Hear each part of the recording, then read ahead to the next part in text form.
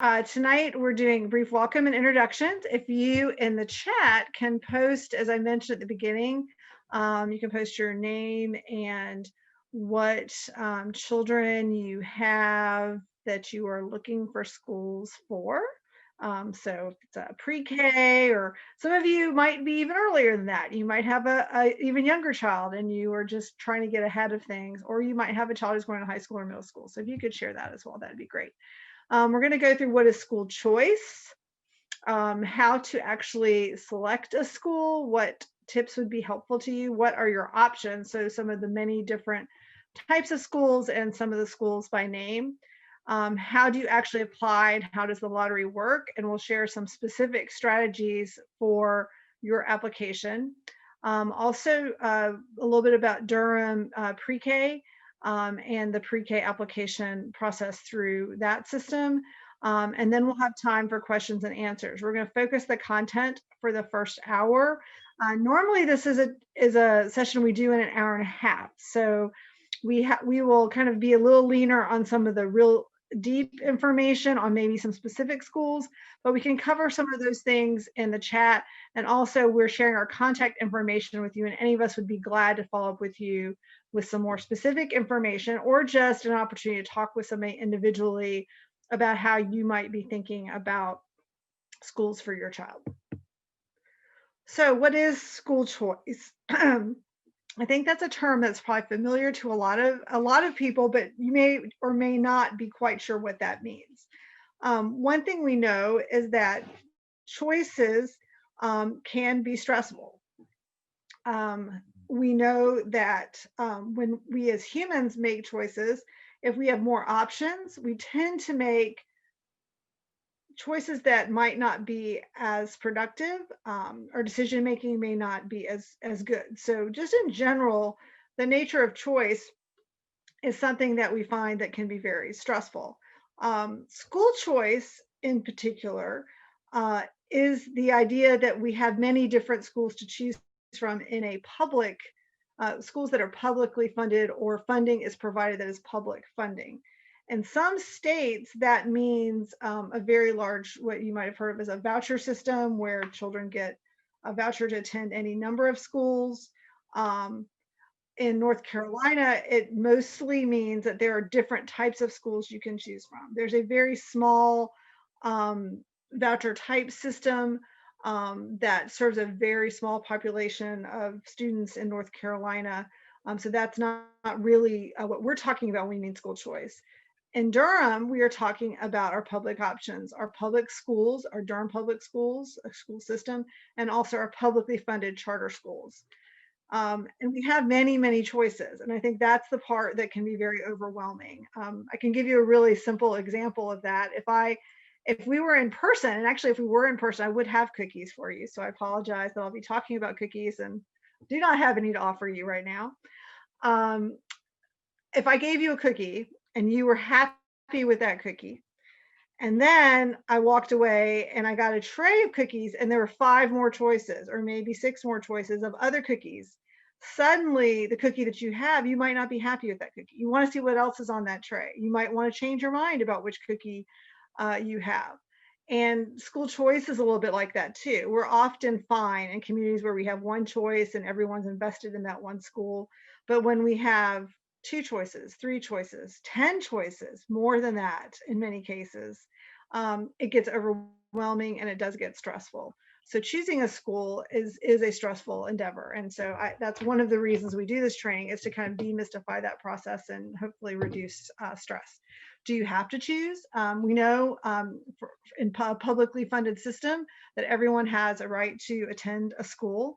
And so there is a school that everyone can attend. And we will talk about assigned schools in a few minutes.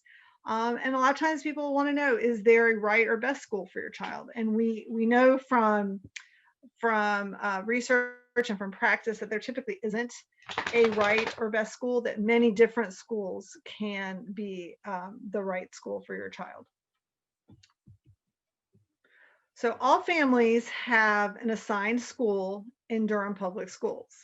This might also be referred to as your base school or your home school. You can visit the the DPS website and type in your address, because that assigned school is determined by where you live. And we're providing that, that for you. You can also call student assignment and have them share that information with you as well. It's really important that you double check, because we have certainly met parents over the years who thought they were in a particular district or a particular or situated for a particular school, and found out they lived on the boundary and they lived on the wrong side of the street, or they didn't, the information a real estate agent or another neighbor provided was not accurate. So it's always a good idea to check. The other thing that this does is it tells you your options, not just at the beginning, but also all the way up through high school. It also gives you the information about which year-round choice options you have. So we'll talk about that in a few minutes as well. Durham Public Schools also provides magnet schools, or more specialized. They're often specialized programs. They may have a different instructional method. Montessori would, for example, be an instructional method that is different, or they may in fact have a year-round calendar. So year-round or calendar magnet actually has a different start and end date.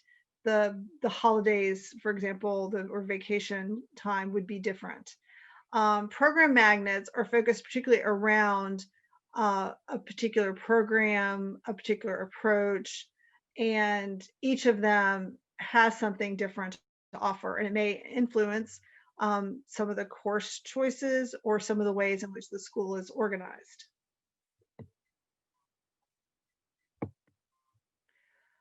We also in Durham have charter schools. In North Carolina, a charter school is not part of Durham Public Schools. It is a public school that is independently run. It's run essentially like a nonprofit organization with a board of directors.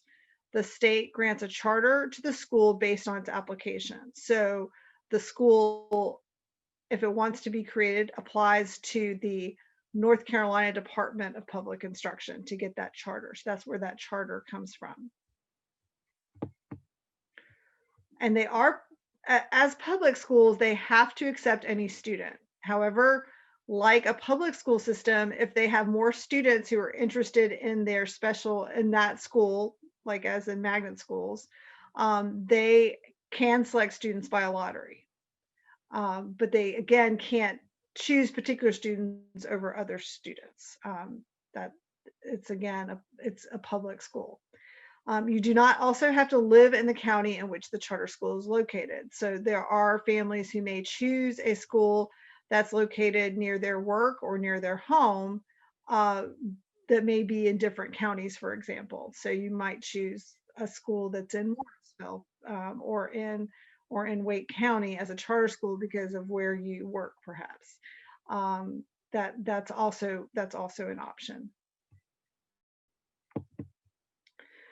So a couple of notes about charter schools, just to be aware before we spend a little bit more time with our regular public school system. Charter schools do have to participate in the North Carolina Accountability Program and state testing. So that's end of grade testing and end of course testing. So they are, as a regular public school, they do have that accountability structure as well. Charter schools do not have to provide lunch or transportation. You have to check with the individual school. So if that's important to you, that's something to be aware of. We do have some of our charter schools that participate in the free and reduced lunch program. We do have some charter schools in Durham that provide transportation, but it depends on the school. Charter schools do have a principal. They may use a different title. I've heard of some in Durham, head of school or some other similar titles. They are hired and supervised by the board of directors. So there is no school board or elected body that families would interact with. There are about 14 charter schools in Durham County, along with a couple of virtual public schools that are based here. You can see, I'm going to not go through all of them on each slide, but you can see particularly a lot of them are K through middle school. So that's kindergarten through middle school. I do not believe there are any charter schools that are offering a preschool option. So that's kindergarten through 8th grade. In some cases, we do have some that are middle school as well. So you see a variety of them here at Carter Central Park. It's right across the street from our office. And Excelsior, which is increasing to K through 12. Here are some additional ones. Again, you see both the emphasis on kindergarten through 8th grade and the middle years, grades 4 through 8. And because they do have to take the public testing, there should be information available on those online as well. We also see that we have a few high schools in addition to Excelsior that's increasing to 12th grade. We have Research Triangle High School, which is a 9 through 12, and Voyager, which is a kindergarten through 12th grade. Okay, so we're going to take a step back and talk a little bit about the tools for picking a school for your child, and then we'll dive back in to some of our magnet school options and the lottery. So some of the tools for picking a school for your child include considering your child and your family, learning about what choices are available, gathering information about schools, visiting and observing schools, and talking to other parents. So first, we really encourage families to take a step back and consider your child and your family. And we're really glad you're here tonight because that's part of this process as well. So one of the things we encourage parents to do, regardless of the age of their child, consider the match of the schools that you're looking at with your child's strengths and interests, looking at academics and curriculum. That can look very different if you're a mom of a preschooler or a dad of a preschooler versus a middle school or a high schooler. It is possible to talk with your preschool teachers, kindergarten teachers. They are great sources of information about your child's learning style and interests. However, it's good to remember that that obsession with Thomas the Tank Engine probably will not be the same interest that they have by the time they finish elementary school. So, their interests will evolve, but a lot of times their learning style and approach to the world stays relatively consistent. Practical concerns, how the school fits with your family, the schedule, the location, again, that lunch and transportation component, or the number of kids in your family, how many different schools you would have to deal with on a regular basis. So thinking about all of those types of components when thinking about a school. It can be inclusive of your family philosophy. It may be important to you, for example, to support your local neighborhood school or to be in a school that is diverse. So those are also considerations. And that is something you can talk about as a family as well and may influence that choice. Learning about the choices available to you. There's a lot of information out there. Certainly tonight we're sharing a little bit with you about the types of schools. I think one of the points people get confused about the most are charter schools and magnet schools and the differences between. So I hope we've helped you see that. There certainly are other private options. There's certainly homeschooling. We don't cover those. There are great resources in the community for that. And we can certainly point some of those out to you, but tonight we're focused on our public options, but there's quite a wide variety of schools. We also encourage developing a list and knowing your assigned school. Starting with that assigned school is kind of the foundation of that approach. And the rest of this will also help you think about how to narrow that list. To have a list of 20 schools and pros and cons and cross-referencing can be quite overwhelming and make that search a little bit more difficult. But if you think about the needs of your child and family, that will help you narrow that list. You can also, again, the Durham Public Schools Office of Student Assignment is always available as well. So gathering information about schools, that's easy in a lot of ways right now with the World Wide Web. We've provided the information to you about individual charter schools, and you can certainly look those up. And we're going to be sharing some of the websites regarding our schools with Durham Public Schools. Uh, I think one of the most important things is to check all dates and deadlines as well. So when are the schools, in terms of Durham Public Schools, we'll share that lottery information in a few minutes. But charter schools may be running those things at different times. So you will want to look at that. All of the schools also provide information sessions. And we're going to talk a little bit about, the idea of visiting, which is a little different right now, right? Because of the pandemic. But getting that information and gathering it up front. There is publicly available data, both on Durham Public Schools website, as well as the data websites for the North Carolina Department of Public Instruction. But data does not tell you everything you need to know about a school. We have, for example, letter grades that are based on a variety of factors and may not be fully informative about whether or not your particular child will do well at that particular school. I think there are other schools that may be featured on websites. So great schools and other places where you may see reviews. That information comes from a very narrow range of folks and may or may not be accurate. So you want to look at a variety of sources and participate in information sessions as well. And here we are. We have some of the individual school websites that are available, the school links. There's a school, and that should be, I think that should be a schools and principals, not principals link. So we'll get that fixed. Just notice that. And consider the school data. So I mentioned a little bit about data. And here we have the NC report cards website, which has an aggregation of a variety of data from all of the different schools, and that also includes the charter schools as well.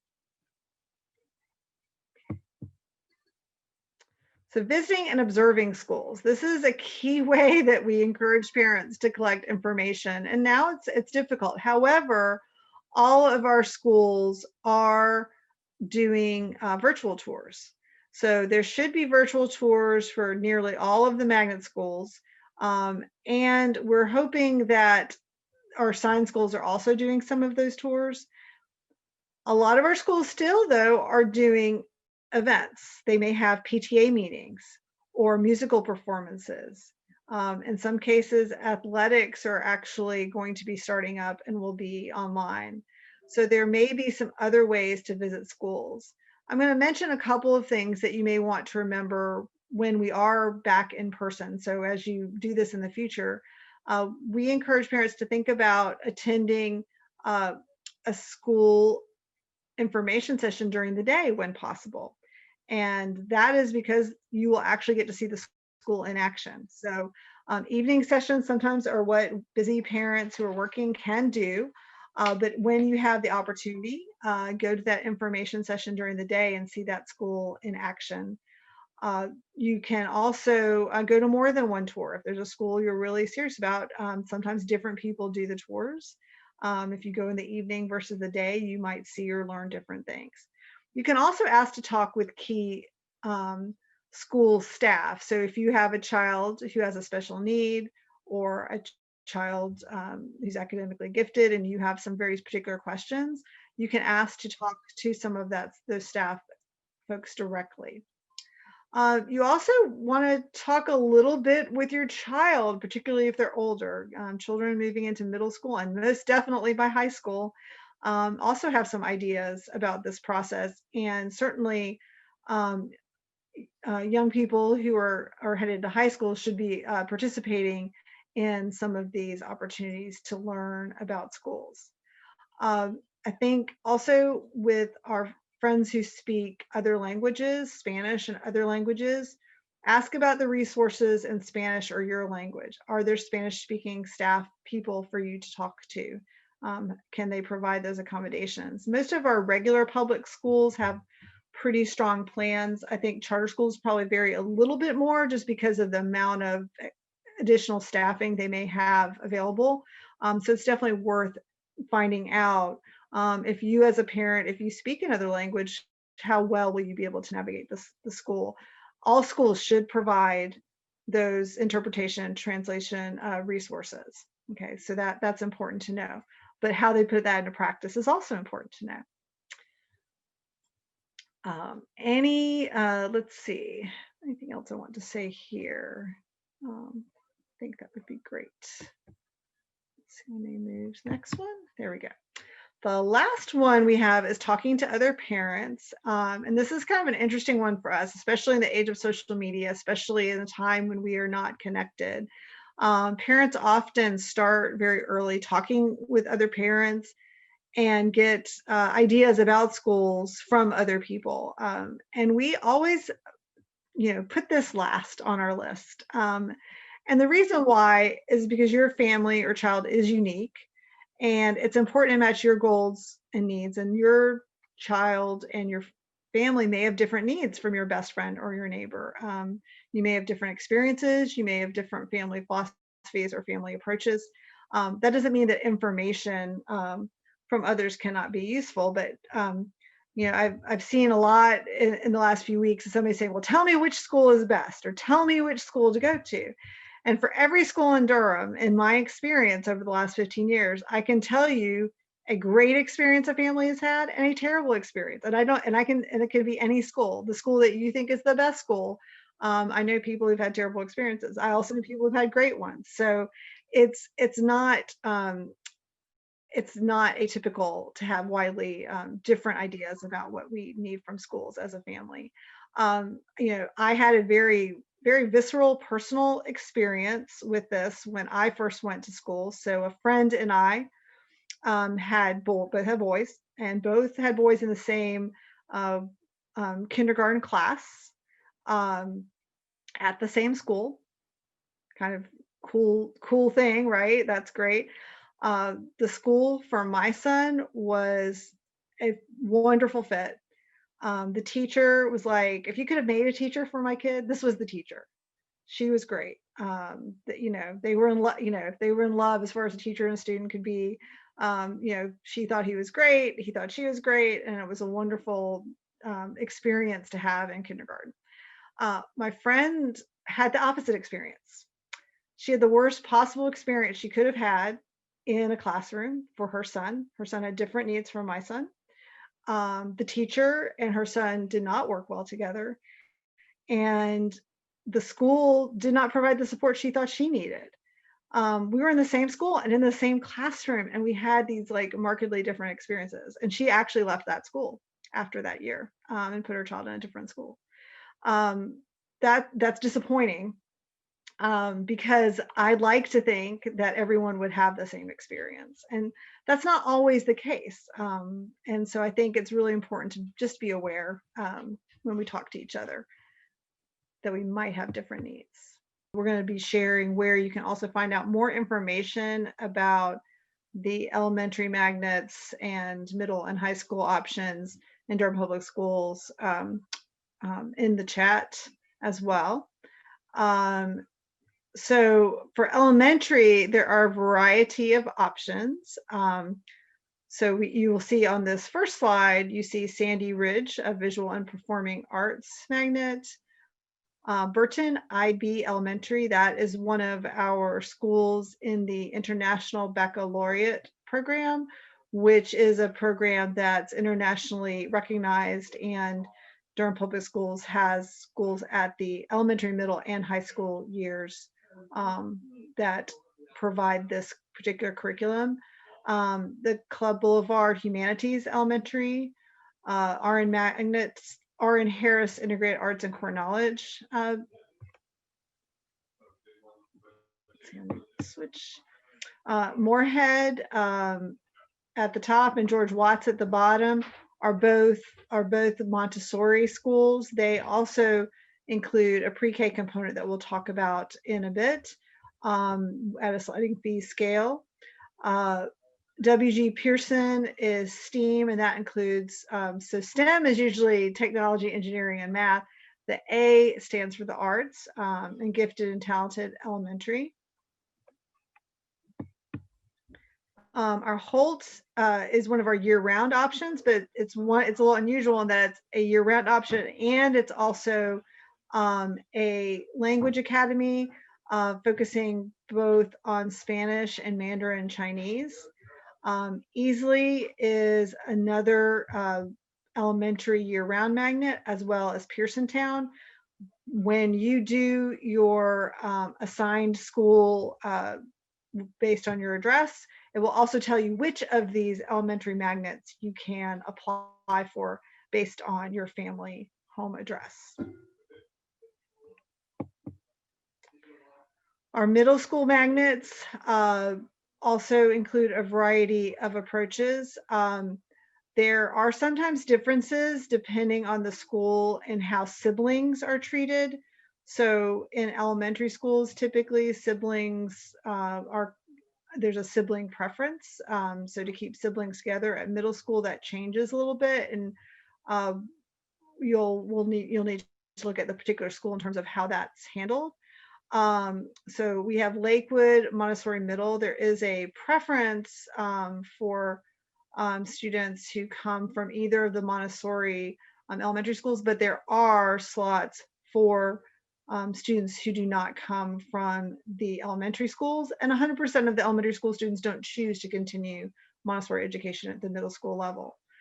Shepherd IB Middle School, which is continuation of that International Baccalaureate. We mentioned Rogers Her, which is our year-round middle school. Neal and Lowe's Grove also have a focus on technology and STEM.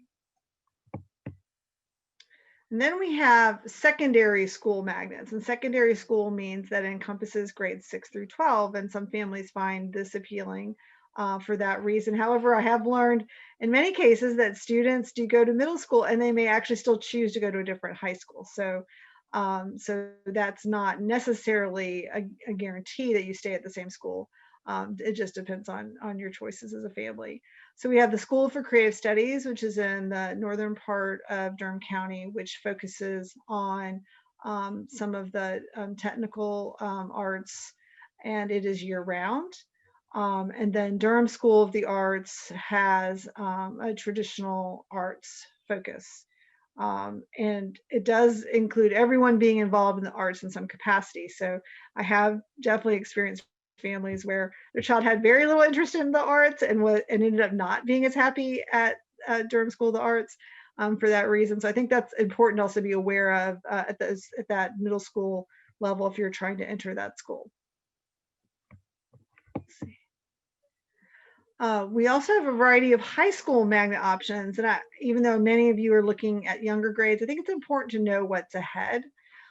We do have our early college high school options, which includes a school that's based entirely on North Carolina Central University's campus, and those students graduate with 2 years, free 2 years of college credit when they are done.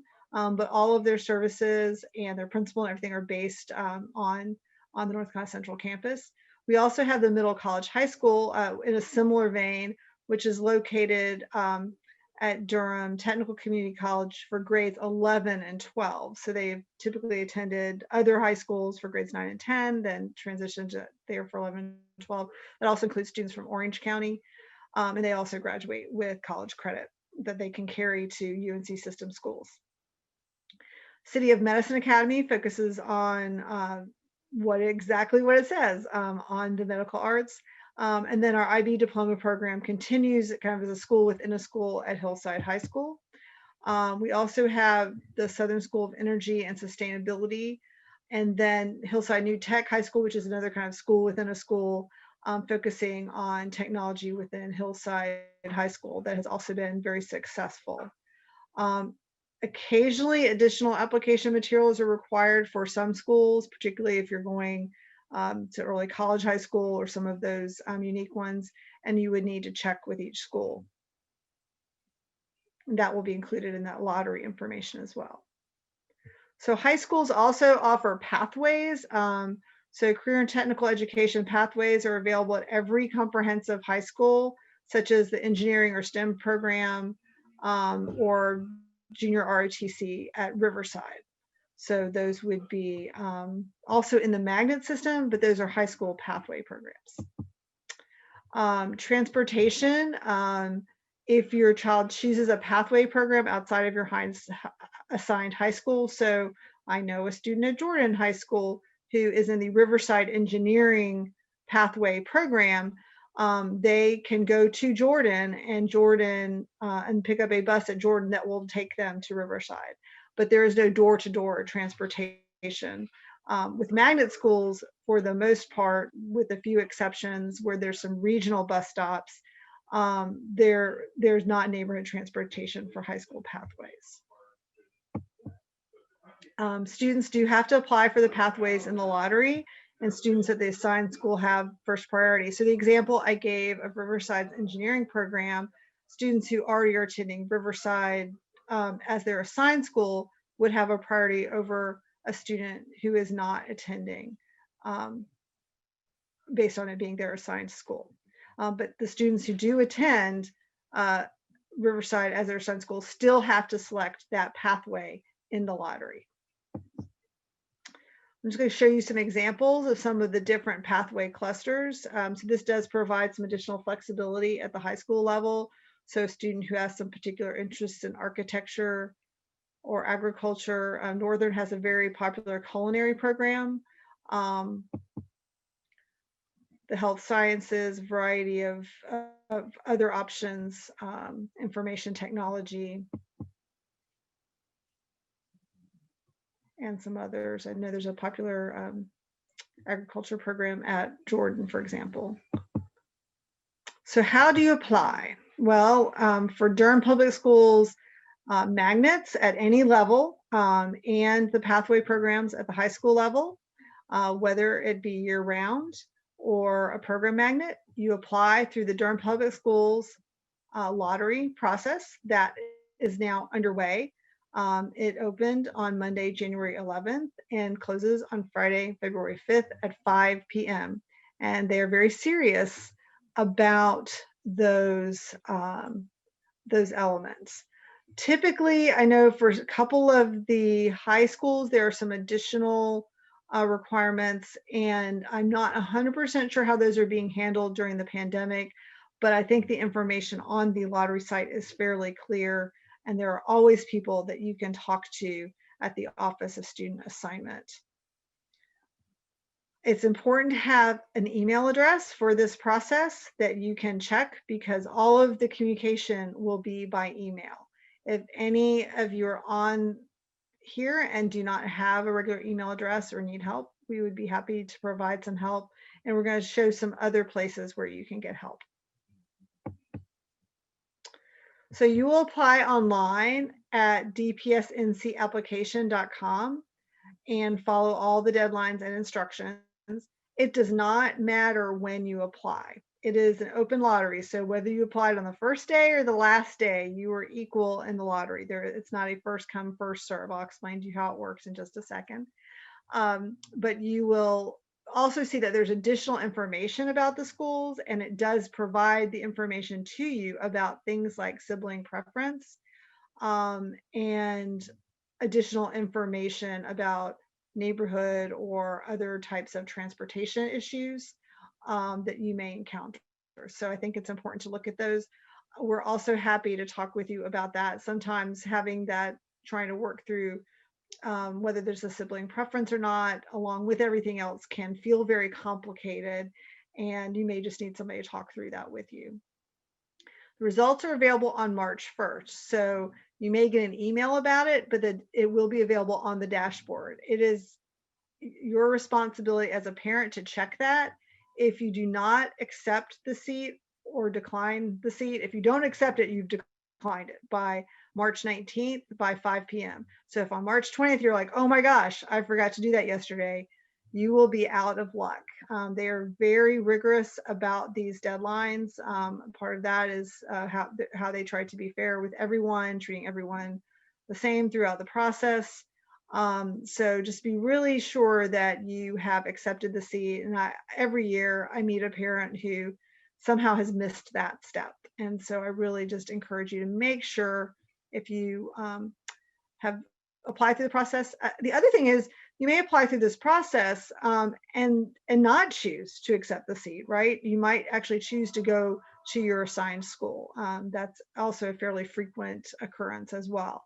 Charter school dates vary, and how they do their lotteries may be different. Some of them, it may be old school and it's, the names in a hat.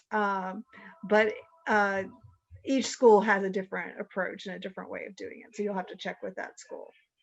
And if you're hearing my message from Durham Public Schools in the background, I apologize because it just came in. There's always a message. So your lottery tips from us, there's a couple of things. Knowing your options very clearly, very important. We've shared that. Factors that affect your application to a specific school. So the priority or attendance zones, the sibling preference, the links between schools. As I said, that can make things more complicated. There is only one lottery. So year-round program and pathways are on the same lottery. So if you, let's see, are trying to decide between a year-round school and a program magnet, you do have to rank one above the other. If you are as I've used Riverside as an example, I'll continue that example. You go to Riverside as your assigned school and you're interested in the engineering program, but you also may want to apply to early college. You have to pick one of them first. And if you did not pick Riverside first, you could be risking not getting into that particular program, because there are many programs like that that do fill. I think the important thing is to know first choices are considered first. So that is really important. So what they do is they take everyone's first choice. This is all done electronically, so there's no person actually doing this, but they take everyone's first choices and they take the number of spaces available for that grade at that school and they fill them based on first choices. The only time they get to second choices is if there are not enough first choices to fill those slots. And that may happen on occasion at some schools. At schools that are typically competitive and typically have high numbers of applicants, that almost never happens. No one can tell you that it won't, but I can share with you that it is unlikely. So your first choice is really an important consideration in what you choose. Your interest in your assigned school should be a determining factor in your lottery choices. If you are happy, satisfied with your assigned school, then that is a great thing. And so maybe if you still want to apply in the lottery, you can take a little more risk, maybe apply for an option that's more popular or less likely for you to get into, knowing that you are happy with your assigned school. And I'm not here to, impose my judgment on whether you should be happy with your assigned school or not. But if you are, that is a determining factor in your choice. A magnet school does not mean that it's a better option. A charter school does not mean it's a better option as well. But it's important for you to decide kind of what will work and what you want to put as that first choice. Knowing and following the deadlines, I've stressed this several times, no exceptions. Be patient, because what happens is they do the choices on the first round. Then there's that 18, 19 days where people accept or decline. People do decline those choices. So we know, for example, I'll give you a couple of examples, and we do have this information available to you. So the lottery statistics is publicly available. and we'll share that with anyone who provides their email address. So I'll give you a couple of examples. So for example, one popular option is I picked on Durham School of the Arts and their arts. One of the reasons I pick on them is because universally parents will say, well, I want my child to go there. And every year I talk to parents who leave the school as well as parents who are thrilled with the school. So I just encourage everybody to think about that as well, particularly if your child does not like the arts. I will say that because I've heard that story many times. So DSA is a great school, but it's also very popular. So in 6th grade last year, 1,091 people applied for 225 spots. Now, in order to get those 225 spots filled, they ended up assigning 249 students. That means that after the first pass, 225 students did not accept. They had to add additional students. So another 24 students. So number 1 through 24 on the waiting list at that point had that opportunity to get in. But that did not happen until after that date where you find out. And that's pretty consistent with other schools. Rogers Hur in that same year had 447 applicants for 235 spots. And it took 244 students. So everyone doesn't take their seat or take their spot in any school. It's never 100% on that first go round. So someone does get pulled into that. But also comparing those two schools, if I was someone who really wanted to get into one of those two middle schools, maybe I would choose Rogers Hur because it might be a little bit easier for my child to get into that school than into Durham School of the Arts. But if really my child was devoted to the arts and this was really important to me and important to my child, most importantly, I might take that chance and apply to Durham School of the Arts, despite the odds being a little bit more challenging. And all of that, again, comes down to where you are with your base school. I've chosen both a magnet school as a parent, and I've chosen my neighborhood school. So I have high school age children, and they have gone to what is our neighborhood school. And that has been a great joy in my life to have neighbors and friends down the street, carpool, and all those kinds of things. So that's been really wonderful for us. But also our magnet school experience was also very positive as well. So I've seen both of those things. So we have, the lottery it does kind of create stress, because as soon as I tell you these numbers, you think, oh my gosh, these are scarce choices. And again, that creates that uncertainty and that anxiety in us. So, and this year is just a very anxious year, right? It's complicated and it's difficult emotionally as we think about more uncertain choices in a time of great uncertainty. So there are also a couple other policies governing magnet schools I want to point out on school assignments. If you want to know what's kind of behind this, the policies are very clear. We also have policies. Oops, I think it might actually. The other policy that I want to mention are transfers. People ask a lot about transfers. That happens kind of after this process, March 6th through May 1st. You cannot transfer to a magnet school with some very few highly unusual exceptions that I've seen over the years. Transfers for hardship or childcare are what the policy is based on. Hardship can mean a variety of things, but they're usually very specific to that child or family and that school or a particular experience. Childcare is more typical. So for example, grandma and parent live in the same community and live in different locations, but grandma is going to provide the after school childcare for the children. So they request a transfer to a school in grandma's district that will enable her to have the child arrive on a bus and her to take care of the child. So that would be an example of a child care transfer request. So I think that's really helpful. We have had hardship is, a little bit murkier.